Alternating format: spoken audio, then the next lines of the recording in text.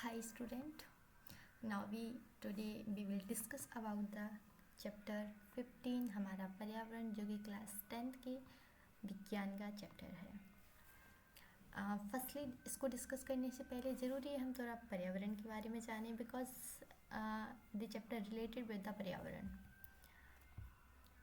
पर्यावरण को डिस्कस करते हैं। पर्यावरण क्या है? हमारे आसपास की वो सारी चीज़ें जो हमारी यूज़फुल हैं, यूज़फुल मतलब लिविंग थिंग्स, प्रकृति, वो पर्यावरण है। इस चैप्टर को चलो रीड करते हैं। हम पर्यावरण सबसे परिचित हैं। इस शब्द का प्रयोग टेलीविज़न पर, समाचार पत्रों में तथा हमारे आसपास लोगों द्वारा प्राय किया जाता है। हमारे बुजुर्ग हमसे कहते हैं कि वह पर्यावरण वातावरण नहीं रहा जैसा कि पहले था। दूसरे कहते हैं हमें स्वस्थ पर्यावरण में काम करना चाहिए। पर्यावरणीय समस्याओं पर चर्चा के लिए विकसित एवं विकासशील देशों के वैश्विक सम्मेलन भी नियोजित रूप से होते हैं। इस अध्याय में हम चर्चा करेंगे कि विभिन्न कारक पर्यावरण में किस प्रकार अन्योन्य क्रिया करते हैं तथा हम पर्यावरण पर क्या प्रभाव डालते हैं। फर्स्ट टॉपिक में हमें पर्यावरण के बारे में बताया गया है कि सब लोग पर्यावरण के बारे में सुनते रहते हैं, थोड़ी थोड़ी जानकारी तो सबको ही होती है। पर्यावरण को संतुलित बनाए रखने के लिए वैश्विक स्तर पर एक वैश्विक सम्मेलन होते हैं। वैश्विक सम्मेलन का मतलब होता है जो विकासशील, ऐसे सम्मेलन जिसमें पर्यावरण के विकास को लेकर डिस्कशन किया जाता है। आगे पढ़ते हैं। परितंत्र होता क्या है? एक ऐसा तंत्र जिसमें जीव जंतु, भौतिक कारक का मतलब होता है ताप, वर्षा, वायु, मृदा, ठीक है, और ये सब मिलकर आपस में एक अन्योन्य क्रिया करते हैं। अन्योन्य क्रिया का मतलब होता है एक कोऑर्डिनेशन बना के रखते हैं, आपस में डिपेंडेंस रहती है, एक दूसरे पर आश्रित रहते हैं। इनके बीच जो संतुलन बना रहता है ना, इस पूरे मतलब जो बीच का जो इनका कोऑर्डिनेटेड मैनर है, इसको हम परितंत्र कहते हैं। इसको रेट करते हैं। सभी जीव जैसे कि पौधे, जंतु, सूक्ष्म जीव एवं मानव तथा भौतिक कारकों में परस्पर अन्योन्य क्रिया होती है तथा प्रकृति में संतुलन बनाए रखते हैं। किसी क्षेत्र के सभी जीव तथा वातावरण के अजैव कारक संयुक्त रूप से परितंत्र बनाते हैं। तो फर्स्ट पैराग्राफ में हमें परितंत्र की डेफिनेशन दी गई है। इसमें कहा गया है कि पौधे, जंतु, सूक्ष्म जीव एवं मानव भौतिक कारक परस्पर एक अन्योन्य क्रिया करते हैं। अन्योन्य क्रिया का मतलब होता है एक कोऑर्डिनेशन, एक दूसरे के ऊपर डिपेंडेंस रहती है। मनुष्य जंतु पर डिपेंड करता है, जंतु पौधे पर डिपेंड करते हैं, पौधे भौतिक कारक पर डिपेंड करते हैं। आपस में एक संतुलन बनाए हैं। इसी कोऑर्डिनेशन को, इसी अन्योन्य क्रियाओं को परितंत्र कहा जाता है।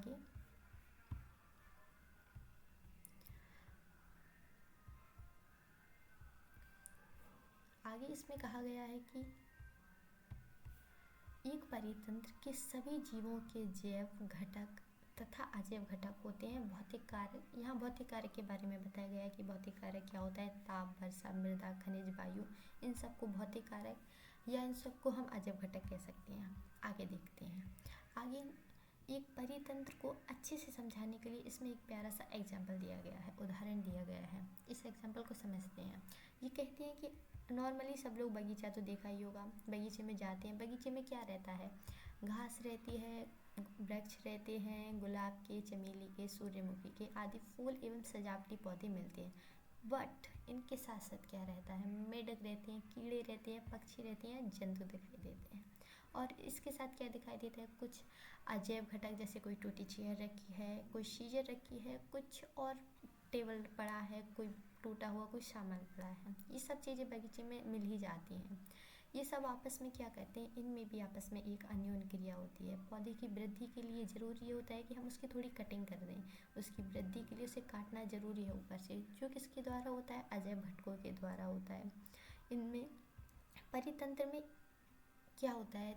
जब परितंत्र का सीधा सा एग्जाम्पल यहाँ दे के बताया गया है कि एक बगीचा है जो भी एक परितंत्र है, क्योंकि उसमें जैव कारक, अजैव कारक और भौतिक कारक आपस में मिलकर एक संगठन बनाए हुए हैं।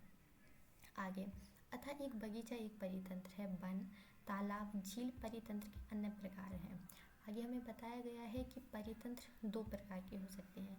प्राकृतिक परितंत्र वो होता है जो मानव द्वारा नहीं बनाया गया हो। सी बात है, मानव वन नहीं बना सकता, तालाब नहीं बना सकता, झील नहीं बना सकता। ओ सॉरी, ये क्या हो गया, मानव वन नहीं बना सकता, तालाब नहीं बना सकता, झील नहीं बना सकता। ये सब चीज़ें प्रकृति द्वारा बनाई जाती है, पर इनके अंदर भी कोऑर्डिनेटेड एक अन्य अन्योन्य क्रियाओं द्वारा आपस में संगठन रहता है। लेकिन जबकि बगीचा होता है, मानव निर्मित खेत होते हैं, जू होता है जिसे हम चिड़ियाघर कहते हैं, ये मानव निर्मित होते हैं। तो इस पैराग्राफ में हमें क्या दिखाया गया है कि परितंत्र के दो प्रकार होते हैं, प्राकृतिक परितंत्र एवं मानव निर्मित परितंत्र। प्राकृतिक परितंत्र जो प्रकृति द्वारा बनाया जाए, मानव निर्मित जो मानव द्वारा बनाया जाए। आगे रीड करते हैं।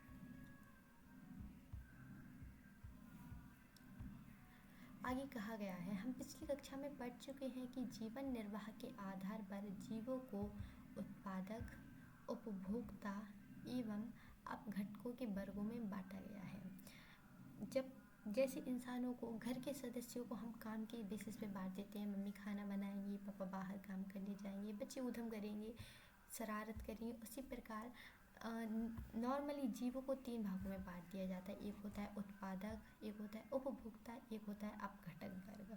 उत्पादक जो उत्पाद करता है, बनाता है, उपभोक्ता जो उस बनी हुई चीज़ का यूज़ करता है, और अपघटक जो उसे एक जगह से दूसरी जगह पहुंचाता है, उस पर थोड़ी मतलब उसका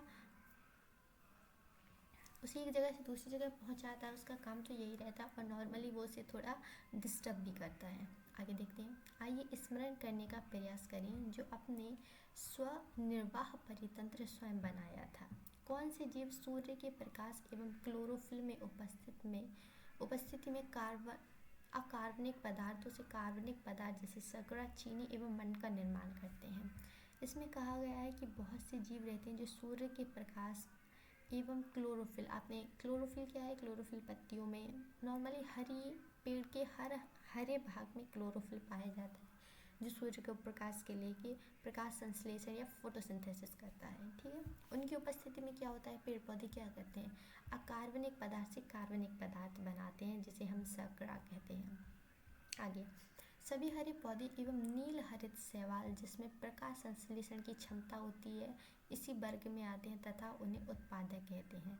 उत्पादक मैंने आपको पहले ही बताया, उत्पादक का मतलब होता है जो चीज़ बनाए। हम खाना खाते हैं, ह्यूमन बींग्स खाना खाते हैं, वो कहाँ से खाते हैं, पेड़ पौधों से खाते हैं।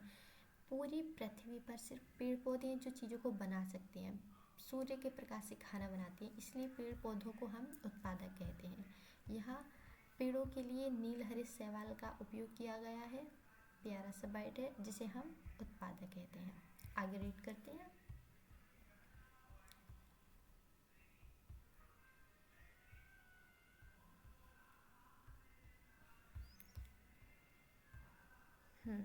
इसमें एक क्रियाकलाप है जिसमें कहा गया है, संभवतः आपने एक जल जीवशाला देखी हो। जल जीवशाला मतलब एक्वेरियम, एक छोटा सा बॉक्स देखा होगा, कांच का होता है जिसमें मछली वगैरह घूमती रहती हैं। जल जीवशाला बनाते समय हमें किन किन बातों का ध्यान रखना चाहिए, मछलियों को तैरने के लिए पर्याप्त स्थान होना चाहिए। एक आपको नॉर्मली इस क्रियाकलाप में आपको एक मानव निर्मित परितंत्र को बनाना सिखाया गया है। ठीक है, आगे देखते हैं। सभी जीव प्रत्यक्ष अथवा परोक्ष रूप से अपने निर्वाह हेतु उत्पादकों पर निर्भर होते हैं। उत्पादक क्या होता है, जहाँ खाना बन सके, पेड़ पौधे उत्पादक होते हैं। पर और बाकी की भी तो जीव हैं, ह्यूमन बींग्स हो गए, छोटे छोटे जीव जंतु हो गए, वो खाना कहाँ से लेते हैं, वो उत्पादकों से लेते हैं। हर कोई डायरेक्ट नहीं लेता, पर कोई इनडायरेक्टली लेता है। जैसे एग्जांपल ले लेते हैं, कोई मेढक है, कोई मेढक पत्ती खा रहा है, मेढक को सांप खा रहा है, सांप को चील खा रही है, चील को कोई हिरण खा रही है, पर हिरण को शेर खा रहा है। ये क्या है, एक सीक्वेंस है जिसमें सब चीज़ें आपस पे डिपेंडेंट रहती हैं। ठीक है, ये जीवों को उत्पादक द्वारा उत्पादित भोजन पर प्रत्यक्ष अथवा परोक्ष रूप से निर्भर रहते हैं। प्रत्यक्ष यानी मैंने आपको बताया मेढक डायरेक्ट घास खा लेता है, पर एक सीरीज में चल के शेर को भी उसी के ऊपर डिपेंडेंस रहना पड़ता है, जिसे हम उपभोक्ता कहते हैं। उपभोक्ता मैंने आपको पहले बताया, उपभोक्ता मतलब जो उत्पादक का यूज करे। आगे, उपभोक्ता को मुख्यतः शाकाहारी, मांसाहारी एवं सर्वाहारी एवं परजीवी में बांटा गया है। उपभोक्ता को यहाँ तीन भागों में बांटा गया है। एक होता है शाकाहारी जो मांस वगैरह खाए, शाकाहारी जो हरी सब्जियाँ खाए, हरी घास फूस, मांसाहारी जो मांस पे डिपेंड है जैसे शेर वगैरह, सर्वाहारी जो दोनों खाता हो जैसे हम ह्यूमन बीइंग्स, और परजीवी जो दूसरों पर आश्रित रहते हैं जैसे जू, लीच। ठीक है, आगे देखते हैं। क्या इनमें से प्रत्येक प्रकार के वर्गों के उदाहरण बता सकते हैं? उदाहरण तो मैंने फिर आपको बता ही दिए। आगे देखते हैं। ऐसी स्थिति की कल्पना कीजिए जब आप जल जीवशाला को साफ करना छोड़ दें तथा कुछ मछलियाँ एवं पौधे उनमें मर भी जाएंगे। क्या आपने कभी सोचा है कि क्या होता है जब एक जीव मरता है? जब कोई जीव मरता है, आपने देखा है कि अगर कोई जीव मर जाए तो फिर उसका डाइजेशन होता है, मतलब छोटे छोटे जीव जंतु आके उसको खाना स्टार्ट कर देते हैं, उसको कंपोस्ट डिकम्पोस्ट करना स्टार्ट कर देते हैं। जीवाणु और कवक ये एग्जाम्पल है एक सूक्ष्म जीव के। जैसे सूक्ष्म जीव मृत जैव अपशिष्टों पर अपमार्जन करते हैं। अपमार्जन का मतलब होता है उसका डाइजेशन करते हैं, उसको खाते हैं, उसका डिकम्पोज करते हैं। ठीक है, अपमार्जन देखो हिंदी में बताती हूँ। अपमार्जन का मतलब होता है अगर कोई जीव मरा पड़ा है तो उसे वो खा लेते हैं, यूज़ कर लेते हैं उसकी डेड बॉडी को, और जो बकाया का मटेरियल रहता है वो मिट्टी में कन्वर्ट हो जाता है। अब मिट्टी में कन्वर्ट कैसे होता है वो प्रोसेस आपको बताई गई है। सूक्ष्म जीव क्या करते हैं कि कोई अगर जीव मरा है तो उसके अंदर जो जटिल कार्बनिक पदार्थ है उसको सरल अकार्बनिक पदार्थ में बदल देते हैं। ठीक है, कोई भी जीव है जिसके अंदर जटिल कार्बनिक पदार्थ होता है उसे सरल अकार्बनिक पदार्थ में बदल देते हैं। ठीक है, जो मिट्टी भूमि में चले जाते हैं, मिट्टी कभी भी जटिल कार्बनिक पदार्थों को एब्सॉर्ब नहीं करती, लेकिन जब वो जटिल सरल अकार्बनिक पदार्थ में कन्वर्ट हो जाता है तो मिट्टी उसे एब्सॉर्ब कर लेती है, जिससे किसी भी मरी हुई चीज़ का डिकम्पोज अपमार्जन ईजी हो जाता है। तो अपमार्जन क्या होता है? किसी मरी हुई जीव के जटिल कार्बनिक पदार्थ का सरल अकार्बनिक पदार्थ में कन्वर्ट, जो किसके द्वारा होता है? जीवाणु, कवक जैसे सूक्ष्म जीव द्वारा। ठीक है, आगे देखते हैं। इनकी अनुपस्थिति में मृत जीवों एवं पौधों पर क्या प्रभाव पड़ेगा? ऑब्वियसली बात है, अगर सूक्ष्म जीव नहीं रहेंगे तो अगर कोई डेड बॉडी डरी है तो वो मरी की मरी रहेगी, उसका डिकम्पोज नहीं होगा। क्या अपमार्जकों के न रहने पर भी मृदा की प्रकृति पुनः पूर्ति होती है? मृदा में हम फसल करते हैं, क्या होता है कि जब हम फसल करते हैं तो उसके अंदर जितना न्यूट्रिएंट रहता है, जितनी ज़रूरी चीज़ें रहती हैं उसे पौधे एब्जॉर्ब कर लेते हैं। बाद में जब सरल अकार्बनिक पदार्थ मृदा के ऊपर रहता है तो मृदा उसे एब्जॉर्ब करके अपनी खोई हुई क्षमता को वापस लेती है। ठीक है, नेक्स्ट टॉपिक इज़ आहार श्रृंखला एवं जाल। आहार श्रृंखला कोई बहुत बड़ी बात नहीं है, नॉर्मली मैंने आपको अभी एक सीरीज़ बताई थी, उसे आहार श्रृंखला कहते हैं। इसमें दिखाया गया है कि पेड़ पौधों को ये कॉकरोच खाता है, कॉकरोच को मेढक खाता है, मेढक को स्नेक खाता है, एंड स्नेक को ये चील या गिद्ध जो भी है वो खाता है। ऐसा नहीं है कि ये मछली इसको नहीं खा सकती, इसको भी खा सकती है। मेढक मेढक ये तो खैर बड़ा पेड़ है, मेढक इसे भी खा सकता है, ये इसे भी खा सकता है। टाइगर इसे तो खाता ही खाता है, टाइगर इसे भी खा सकता है। आपको दिख रहा है यहाँ पे ये थोड़ा कैसे गंदा सा जाल सा बन रहा है, ये इसे भी खा सकता है। ठीक है, तो इसी आहार श्रृंखला के आपसी मैनर को हम जाल कहते हैं। एक लाइन है, आहार श्रृंखला है, पर इनका रियलिटी में तो एक लाइन नहीं होती ना। अगर सांप को मेढक नहीं मिला तो क्या वो भूखा मर जाएगा? वो नहीं मरेगा, वो इसे खा लेगा। इसी को हम जाल कहते हैं। ठीक है, इसको चैप्टर को रीड करते हैं। क्रियाकलाप 5.4 में हमने जीवों की एक श्रृंखला बनाई थी जो एक दूसरे पर आहार करते हैं। विभिन्न जैविक स्तर पर भाग लेने वाले जीवों की यह श्रृंखला आहार श्रृंखला कहलाती है। आहार श्रृंखला का मतलब है कि एक जैविक स्तरों पर जो भाग लेते हैं, जैसे मेढक है, मतलब यही आहार श्रृंखला है। आगे देखते हैं।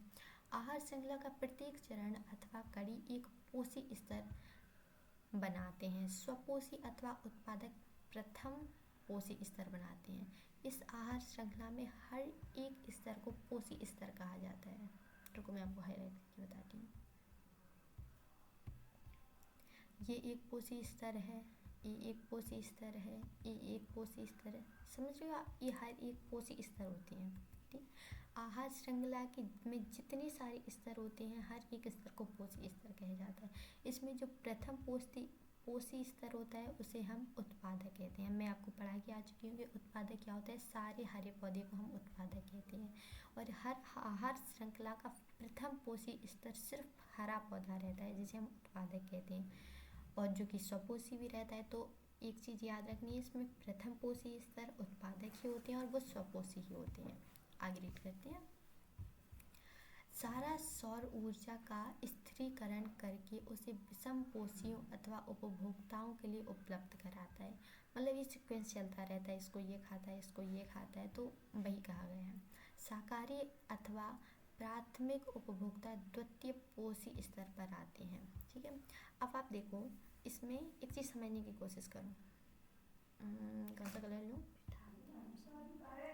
इसको एक बार इरेज कर देती हूँ।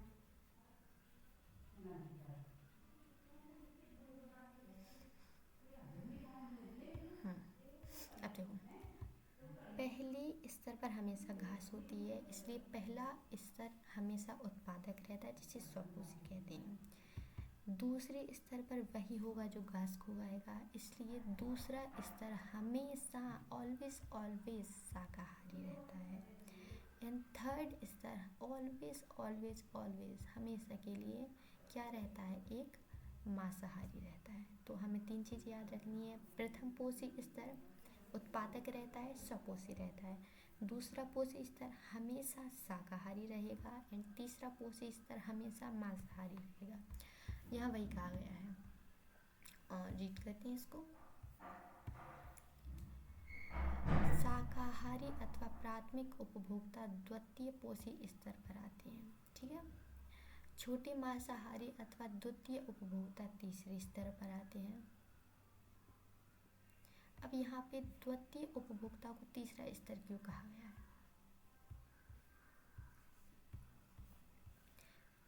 उपभोक्ता का मतलब क्या होता है, जो चीज़ों को यूज़ करे।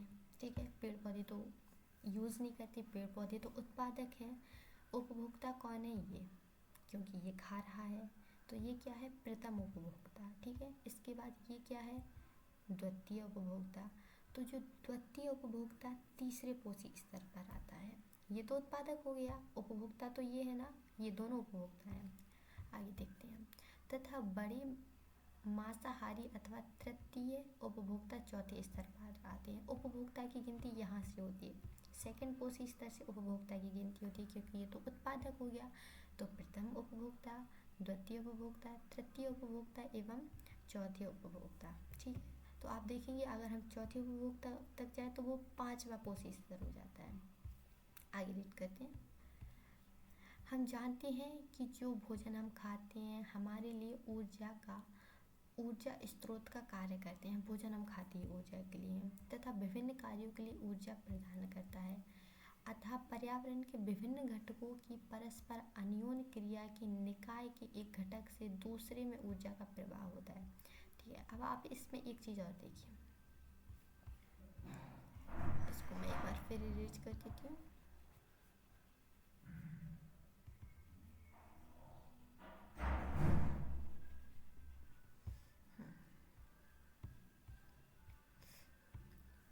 सांप में डक्कू क्यों खा रहा है?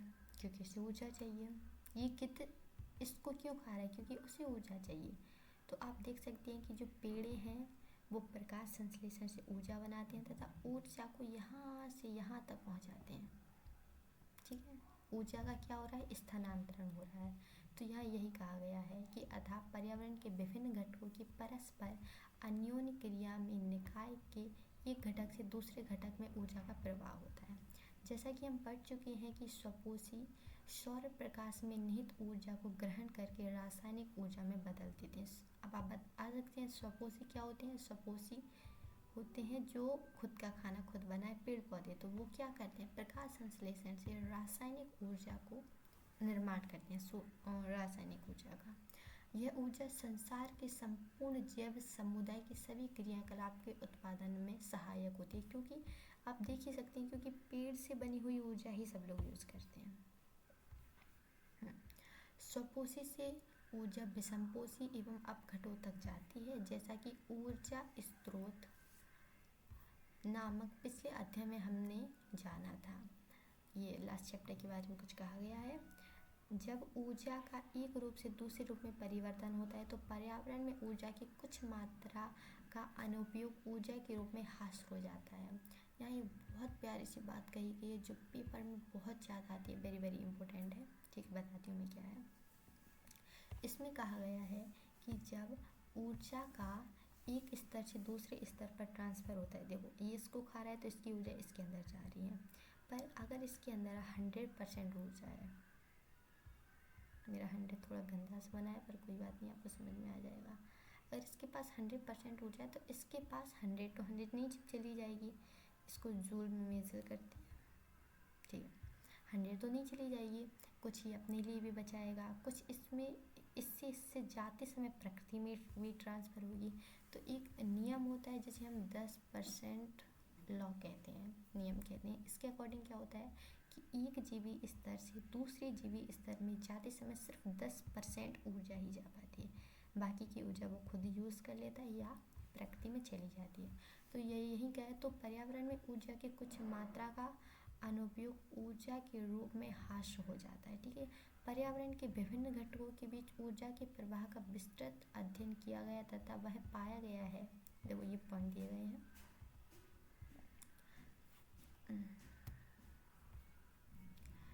एक स्थलीय परितंत्र में हरे पौधे की पत्तियों द्वारा प्राप्त होने वाली सौर ऊर्जा का लगभग 1% भाग खाद्य पदार्थ ऊर्जा में परिवर्तित हो जाता है। मैंने अभी आपको क्या बताया था, 10% ऊर्जा रहती है, ठीक है, किसी भी पेड़ पौधे के पास, सॉरी 100%। तो उस 100% में से 1% तो पौधा खुद यूज़ करेगा, क्योंकि जब वो बना रहा है तो अपने लिए तो बना रहा है। उसके आगे जब हरे पौधे प्राथमिक उपभोक्ता द्वारा खाए जाते हैं, जब उसको प्राथमिक उपभोक्ता मतलब दूसरा पोषी स्तर, ठीक है, ये गंदा सा हो जाता है, बार बार इरेज कर देते हैं, दोबारा देखते हैं।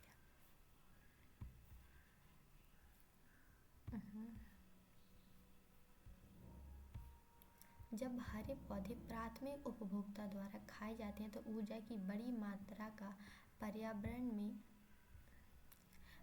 पर्यावरण में ऊष्मा के रूप में ह्रास होता है। कुछ मात्रा का उपयोग पाचन, विभिन्न जैव कार्यों में वृद्धि एवं जनन में होता है। खाए हुए भोजन का मात्र 10% ही जैव मात्रा में बदल पाता है। मतलब जब एक पोषी स्तर का ऊर्जा स्रोत मतलब ऊर्जा दूसरे पोषी स्तर तक पहुंचती है तो उसका सिर्फ 10% पहुंच पाता है, बाकी की 1% वो खुद यूज करता है और कुछ उसके और कार्यों में चली जाती है, उसकी वृद्धि के लिए, जनन के लिए, ठीक है। आगे देखते हैं।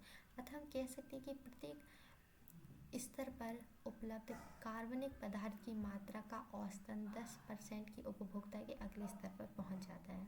वही बात दोबारा रिपीट की गई, मैं आपको बता चुकी हूँ कि सिर्फ 10% ही जा पाता। ऐसा नहीं कि उनके पास 100 है, उनके पास अगर 2000 ऊर्जा भी है तो उसका भी सिर्फ 2000 का 10% निकाल लो, मतलब जो भी है तो सिर्फ उतना ही जाता है आगे, क्योंकि उपभोक्ता के अगले स्तर के लिए ऊर्जा की बहुत कम मात्रा उपलब्ध हो पाती है। अतः आहार श्रृंखला सामान्यतः 3 अथवा 4 चरण की होती है।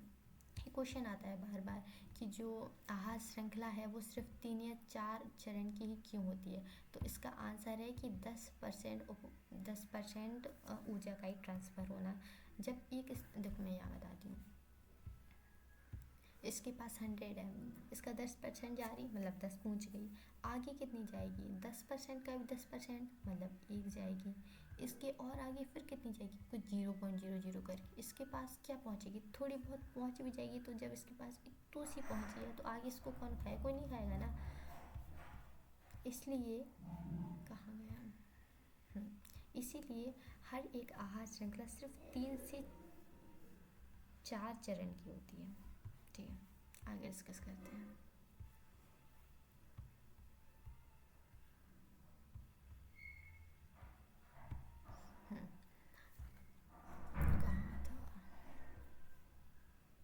प्रत्येक चरण पर ऊर्जा का ह्रास इतना अधिक होता है कि चौथे स्तर के बाद उपयोग ऊर्जा की मात्रा बहुत कम रह जाती है। मैंने आपको बताया कि जब मतलब 10% से जाती है तो अगले स्तर पर पहुंचते पहुंचते ऊर्जा की मात्रा बहुत कम रहती है। सामान्यतः निचले पोषी स्तर पर जीवों की संख्या अधिक होती है अतः उत्पादक स्तर पर यह संख्या अधिक होती है, ठीक है।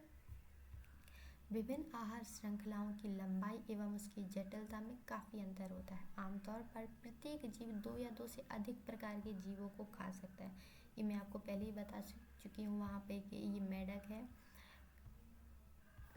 मेढक ज़रूरी नहीं कि पेड़ ही खाए, वो इनको भी खा लेगा, वो इनको भी खा लेगा, ठीक है, जो स्वयं अनेक प्रकार के जीवों का आहार बनाते हैं, अर्थात सीधी आहार श्रृंखला की बजाय जीवों के मध्य आहार संबंध शाखान्वित होते हैं तथा शाखान्वित शाखान्वित का मतलब होता है शाखाएं, पेड़ की शाखाएं निकली होती है ना, वही सेंसस का श्रृंखलाओं का एक जाल बना होता है जिसे हम आहार जाल कहते हैं। ठीक है, आहार जाल आपको पहले ये आहार जाल ही है पूरा।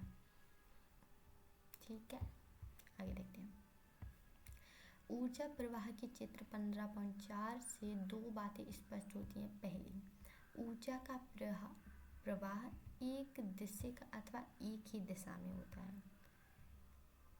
अब ऐसा तो है नहीं कि इसने इसको खाया, ऊर्जा इसके पास पहुंच गई, वापस से ऊर्जा आ जाए, नहीं होता ना। ऊर्जा अगर आगे वाले पोष स्तर पर जाती है तो वो सिर्फ आगे ही जाती है। ठीक है, तो फिर हमें क्या, पहली बात क्या है कि ऊर्जा का प्रवाह सिर्फ एक दिशा में होता है। स्वपोषी जीवों द्वारा ग्रहण की गई ऊर्जा पुनः सौर ऊर्जा में परिवर्तित नहीं होती।